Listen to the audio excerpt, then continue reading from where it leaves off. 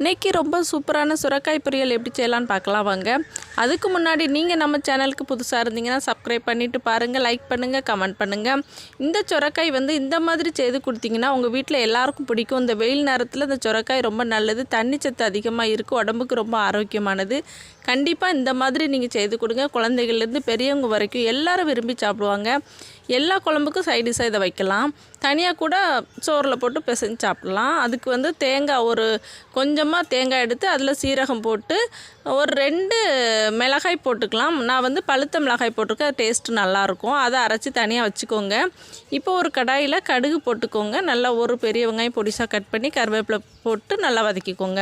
இப்போ சுரைக்காயை நல்லா தோல் எடுத்துட்டு பொடிசாக கட் பண்ணி எடுத்துகிட்டு வந்திருக்கேன். அதை நல்லா போட்டு ஒரு 1/2 ஸ்பூன் உப்பு போட்டுக்கோங்க. உப்பு தேவையான அளவு அதை போட்டு நல்லா கிண்டி விட்டு மூடி வச்சு கொஞ்சம் பாதி அளவு குக் பண்ணிக்கோங்க. இதில் அதுக்கப்புறமா வெந்ததுக்கப்புறமா ஒரு 1/4 ஸ்பூன் மஞ்சள் தூள், ஒரு ஸ்பூன் குழம்பு மிளகாய் தூள் போட்டு நல்லா கிண்டி விட்டுருங்க. இந்த மாதிரி கிண்டி விட்ட பிறகு இன்னும் கொஞ்சம் வேக விட்டுட்டு தண்ணி எதுவும் ஊற்ற வேண்டியதில்லை, அதுலேயே தண்ணி வரும்.